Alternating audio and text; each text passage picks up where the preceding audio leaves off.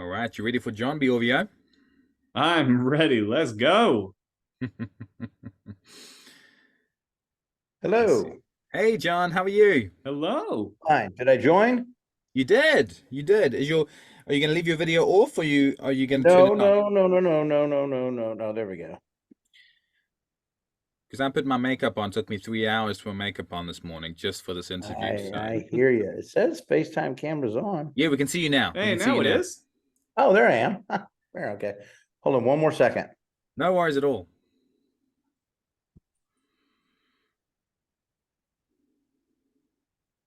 There. There we go. How's your day been, John? Oh, it's been fine. Just been working on let's see that. Yeah, well, we'll need that. Just been working on anime, directing all day. So Oh, Wow. nice. Well, what were you directing? Are you allowed to say? oh yeah, sure. I was working on a show called Love Flops. Oh, I haven't It's heard of that.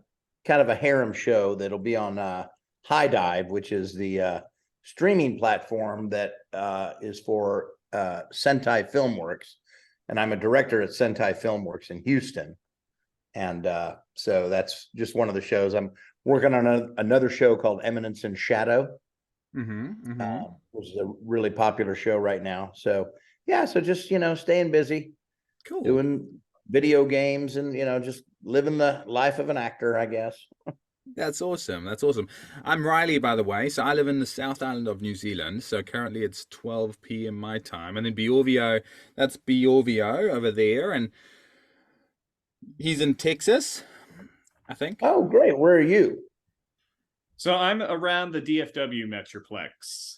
Oh, okay. Gotcha. Hmm. Very good. So you're experiencing this Arctic blast we're getting as well. If you want to call it that in Texas, I don't know what the closest thing we have to an Arctic blast is, but sure, let's Uh, go with that. Hey yeah, guys, I it's just, I woke up this morning, all right, and I had to use my card to get the ice off my window. yeah. Well, it's Ugh. that you've got to use your card to get the sticky stuff off your window because it's melted on. Oh no. You could literally It's cook an egg. If you take like a frying pan, put it on the sidewalk, put an egg in there, it'll cook in like 5 minutes. yeah, Oh no. it's insane. It's just insane. Oh, that's I think annoying. you could actually, if you took your car and rolled up the windows and left it there all day, you could put a roast chicken in it and it would cook. Oh, Mm-hmm. I'm not good with the heat either. I just sweat too much, so it's not the best place for me. I like winter. I don't mind winter, and we're coming into spring now, so it's going well. But let's get into anime. So, John, I know you most from obviously all for one is a big one. You do that so incredibly well. Oh, thank you. Crocodiles, amazing. Dodoria, incredible. That's where I know you most from. But Bjorvio, where do you know John from? So my favorite show of all time is Full Metal Alchemist Brotherhood of any genre of any kind whatsoever. So to be on here with Von Hohenheim is like an absolute dream come true for me. Well, I will tell you that I think that there's a couple of them, but Full Metal Alchemist is like a gateway anime. Like if Mm-hmm. you didn't know anything about anime and you watch that show, you will go, I want to watch more anime. Mm-hmm. You're And there are other shows absolutely like right. that. I think there are other shows like that. I think, obviously DBZ is, well, I say DBZ, I enjoy doing it, but that's not I don't watch it. I don't enjoy that stuff. I do enjoy stuff like Full Metal, Mm. that has really good storylines and, it's not about the fighting and the absurdity of this and that. I mean, I like Evangelion. Mm-hmm. Uh my favorite of all time is a movie called The Boy and the Beast. It's by Mamoru Hosoda, and I play Kumatetsu, who's the Beast.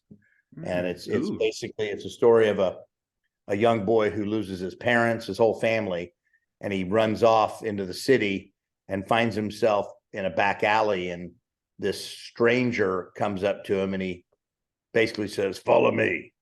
And he says, so he follows this stranger in a trench coat. But the reason he follows him is because he notices that the stranger has furry paws, not feet. But he talked to him. And so it turns out to be this giant bear-like animal. And they go through a wall basically into another verse, another universe and another dimension where animals rule the world, kind of like a Planet of the Apes type of thing. Mm-hmm. And it's kind of like Jungle Book meets Karate Kid. He becomes his mentor and, reluctantly, and doesn't want to have anything to do with him, but he grows on him. And it's an amazing cast, and it's just a beautiful story, but it's a beautiful story. And that's, to me, if you've got a good story, man, you're going to have a good product no matter what. So completely agree. And I think that's why Brotherhood is so impactful to me, is because they don't waste anything. There's not a single character in that show that doesn't come back to play an important role in the end. And like it's that's what makes it so incredible to me. You meet a shopkeeper in episode 3 and somehow that person's important. It's an incredibly well done story. So but now you've given me something else to look into, and I appreciate that. Oh, you bet. I think you will enjoy it. I promise you that. And I heard, I don't know, I cannot speak to the validity, authenticity, accuracy of this statement, but I heard from somebody who seemed to be in the know that there's going to be a Hohenheim Funko Pop coming out. I've been waiting for that for so stinking long. If that happened, oh my word, I'd be over the moon. Absolutely. That would be incredible, actually. Wow, that'd be really cool. Because I've just started Full Metal, and it seems like a really incredible anime. Bjorvio, now that you've got him here, I'm gonna let you geek out. Is there anything you want John to say in that wonderful voice of his? Interestingly enough, there's one scene that I always think is such a super cool scene in Full Metal, and it's where Hohenheim is talking to Father, and he's going through, and he says, like, so-and-so, the stable hand, never could forget his fill of liquor. Trust me, I had to drink for him. Tommy's boyhood dream was to become a scholar. Jeremiah was a bullfrog, was a good friend of mine. That scene. Yes, I've seen the bloopers. I love them. Yeah. Could you potentially like just throw my name in there and just make up whatever comes into your head? Like if I was one of those souls in there. Bjorvio is how you said. Bjorvio. Sure. And now tell me your name again. Bjorvio. BRBO or Bjorvio? So, we can there you go. That your other name, if you want to. What do you think, Bjorvio? Nah, I'm thinking Bjorvio. Let's do that. Okay. Bjorvio. All right. Let's see what I can do. Well, Bjorvio, it's been delightful to meet you, and I have one question for you. Why in the hell did you burn down my house? I want to know, Bjorvio, because I have things to do. I have places to be.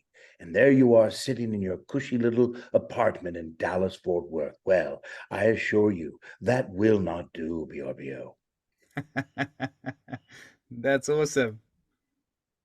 Chills, man. Chills. Thank you so much. Oh, you're more than welcome. He's one of my favorite characters. Any character that I can speak in a voice like this and not have to go down like this, like Crocodile or Salvador from One Piece or from Borderlands 2 or something, it's a lot easier on the old vocal cords. So always delightful to do. That's awesome. That's awesome. That's so cool. So have you always had this wonderful voice? When puberty hit, they just said, okay, well, John's going to be a voice actor. Or how did you come into being a voice actor, John? So I started just like most voice actors, I think, at least older ones. I had no interest in, not that I didn't have any interest, I didn't know anything about it. I wanted to be an actor. I saw a Broadway play when I was 15 years old in New York, and I wanted to be on Broadway. And I came back to Houston and went to college and never made it to Broadway. So I started doing stage and improvisational comedy, and then got into television and commercials, and just started falling in love with that. And I just loved all of it, really. And then in 1995, my agent said, well, you ought to try to do radio commercials and things like that. So I started dipping my toe into that. And I really, just to be blunt, I did a radio spot and they handed me a check and I went, what? I got paid that much to do that? Oh, hell yeah. So I started really putting all my eggs in the voiceover basket. And I did that for about from 95 to 97. And in 1997, I got asked to audition for this company called ADV Films in Houston that was doing this thing called anime. And I said, what's anime? They said, it's Japanese animation. And I said, well, I don't speak Japanese, so how am I going to do anime? And they said, well, we dub it into English. And I said, oh, okay. So I tried it and I thought, oh, well, this is a lot of fun. My very first show was a show called Golden Boy. And I had no idea what I was doing. It was a much different process than just going in and recording a commercial or a voiceover for television or, whatever. Because we're dubbing in over what's already there. And also, I still didn't know what anime was. It took me 2 years before I even understood what anime was, because back then you have to understand it was so niche, it was so compartmentalized and siloed. I was just like, why does everybody have blue spiky hair? I don't know. But then I started working for them, and then that started to really pick up, and I was like going over there to the studio 2 or 3 times a week, and I was starting to make some real money at it. And I was like, well, this is pretty cool. And then I started working at Funimation and doing stuff up in Dallas and going back and forth. And I was like, man, this is great. I'm loving this. And then I started directing in about 2000 and was doing, then ADV became Sentai Filmworks, and there's been ups and downs and things like that. But now I've been working since 2018 as a full-time director for Sentai, and still doing work for Funimation and studios out in LA. And, so now I've gone from being an actor to wanting to do film and television to now being a full-time anime voice actor, director, and I go to conventions almost every single weekend. Wow. That's incredible. That is so cool. Yeah, I think I'm doing about 45 conventions this weekend. This weekend. You are very talented then. Yeah, man. I've got a jet, I just zip around. No, I'm doing about 45 conventions this year. So wow. Sometimes I get to take my wife or my daughter Olivia is also a voice actor. So sometimes she'll accompany me, or she'll get invited we'll get invited together. And I've gotten to travel all over the country. I've been all over the world. I mean, haven't been to New Zealand. I'd love to make it there, but I have been to Melbourne, Australia, and Europe. And I just got a call. I don't know if it's going to happen, but I just got a call about going to Dubai. So wow. I can't even begin to tell you how much, and every voice actor, especially the older ones, not the newer ones, but the older ones like Lucy Christian and Monica Rial and Chris Sabat and Sean Schemmel and all those guys, they're all friends of mine. We all started it back in the mid to late 90s. They'll all, I think, tell you the same thing. We would never have dreamed this is where we would be in our professional careers doing what we're doing right now. And it just, happens to be what it is. And I'll tell you a little caveat to it all. Texas, between Sentai Filmworks down in Houston and Funimation or Crunchymation, whatever you want to call it, Crunchyroll up in Dallas. And then you've got Rooster Teeth in Austin, Gearbox, Okratron, some other studios, satellite studios and stuff. Texas is like the mecca for anime production in North America. We produce more anime here in Texas than anywhere else in except for Japan, anyone else in the world. And it's it's kind of cool, it's kind of a cool little stat. So here I am in hot Houston, Texas, but there's no place I'd rather be That's except awesome. maybe New Zealand. Yeah, New Zealand will be nice. Maybe that's a retirement plan. I spoke to Sonny Strait the other, when I spoke to Sonny Strait, he said, "Are there any plots for sale near your house?" Because he's gonna come and build a bunker and have a go. But no, New Zealand's a great place to be. But Bjorvio is getting into the voice acting world. He's very, very talented. So if you need any, I'm sure you get 100 voice actors a day, apply. But you'll hear him when we do some improv. He's pretty darn good. He's pretty incredible. Oh, good. Now, in regards to producing, do you enjoy that side of things as well, directing? Sure. They're different animals. I mean, I enjoy the acting very much, but I also enjoy the directing. It stretches different muscles. It calls upon me to perform different functions and use different disciplines of my whatever, my psyche, my brain. And I really do enjoy it. I mean, it's a challenge though, because especially being an actor, I have to be very cautious and careful to like if I'm directing, let's say I'm directing you guys and I say, hey, do this scene, and you do it. I have to be very cautious not to go, why don't you do it more like this? Meaning this is the way I would have done it. Because there's 1,000 different ways to do a read. And out of the 1,000, 20 of them are probably correct. Well, I can do one and I'm say your name one more. Bjorvio. Bjorvio. I'm not even the right letter. Sorry. Bjorvio. You might do a different read altogether and it's completely different than mine, but it doesn't mean it's wrong. Right. Most of the time I go like, wow, I never thought of that read. I love it though. Keep it. I don't want to sit there and do a line read for you on every single line because the way I would do it.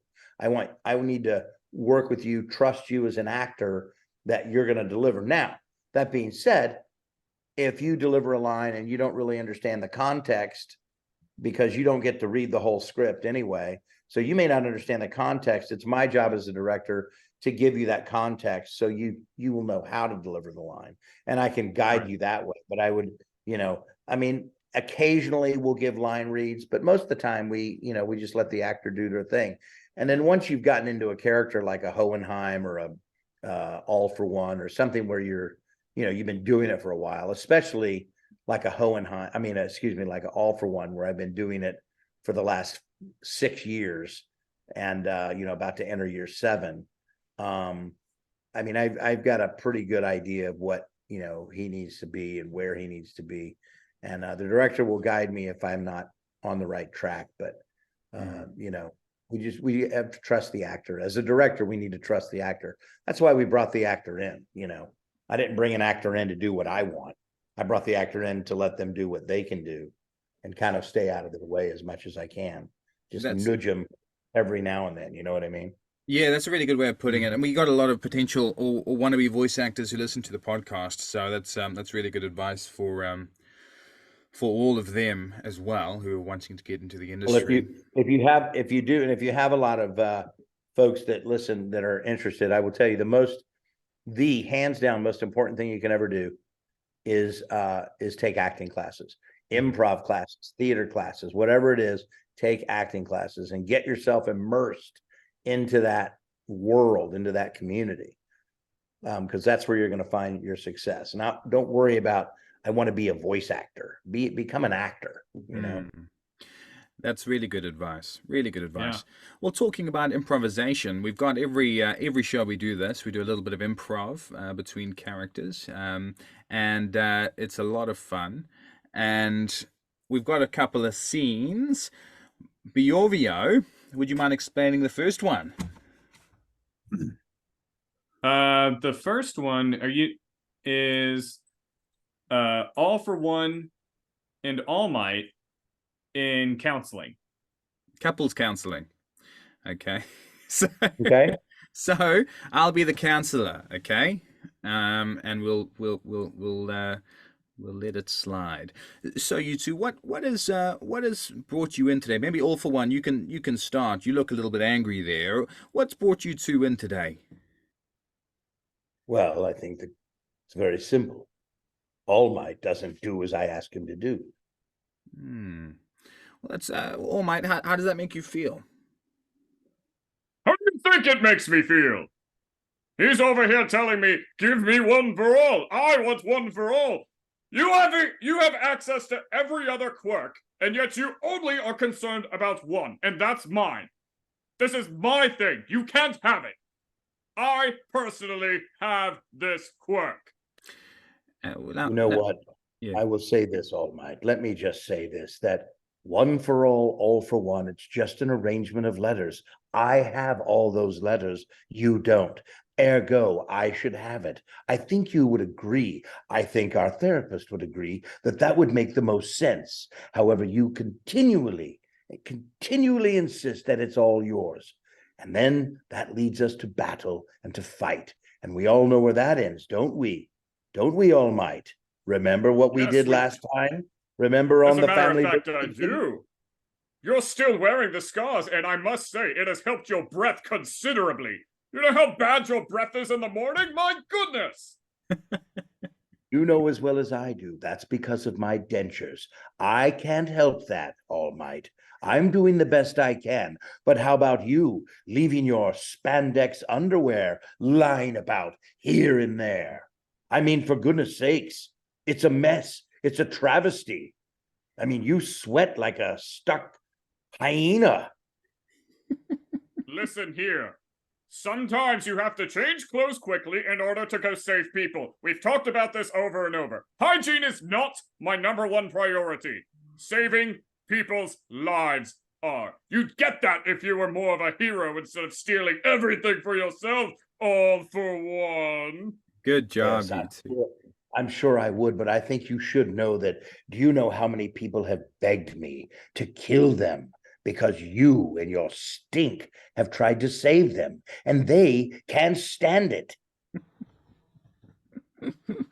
Oh my goodness, you two are amazing. That was great, John. You're so good at improv. Definitely, improv is the way to go. And Bjorvio, great as always. That was really fun. That was really fun. Well, we got time for one more. Did you have fun with that, John?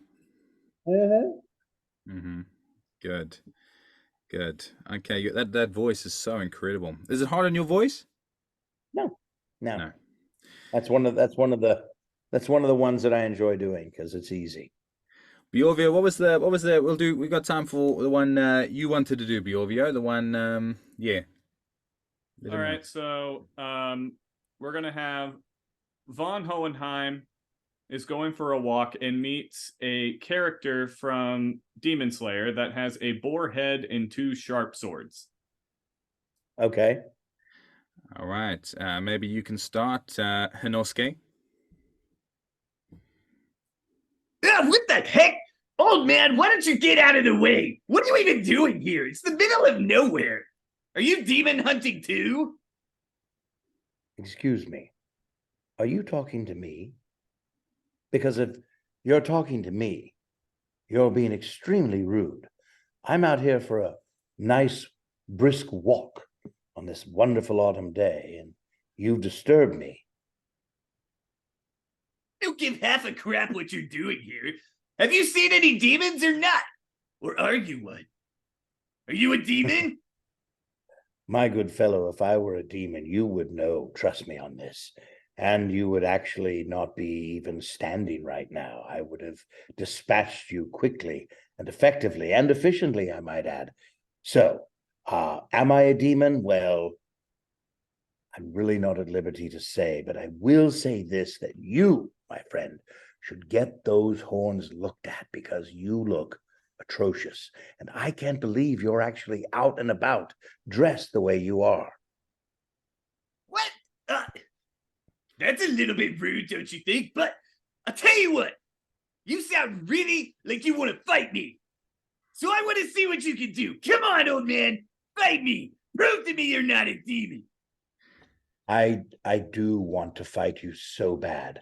However, I'm afraid I'm late for a previous engagement, and I must attend to that right now. But just suffice it to say, my dear friend, you do not want to fight me, because you will lose. This I can assure you of. But I wish you all the very best in your happy goblin hunting, or whatever you're going to go hunt. Demon, is it? Yes, that's right. Well, good luck in your slayage of demons. You're going to need it. Good job, you two. Amazing. That voice is great. My goodness, I'm going to check it out. I was watching Full Metal. I watched the first episode the other day, and I was like, whoa, All Might's in here too. Because Chris Sabat jumps in, and he's got a similar voice as, what's his name? Who's Chris Sabat play, Bjorvio? Major Alex Louis Armstrong. Yeah. That's the secret that's been passed down through the Armstrong family for generations. Yeah. Yeah. No, very, very good, and our fans are going to love that. So, John, you're incredible. I've been wanting to get you on for a very, very long time, because all the voice actors that I've spoken to, they always say, when I say, "Oh, who you look up to, or do you have any good friends in the industry?" A lot of them say your name, and they really respect That's you. very kind. Thank you. Yeah, it's a truth. It's a truth. So, I know you got stuff to do, so thank you so much for making the time, John. Bjorvio, thank you as always. And John, would you mind taking us out, maybe saying your name and thank you for listening to the Anime Dad podcast? Yes. This is Crocodile. You've been listening to the Anime Dads podcast.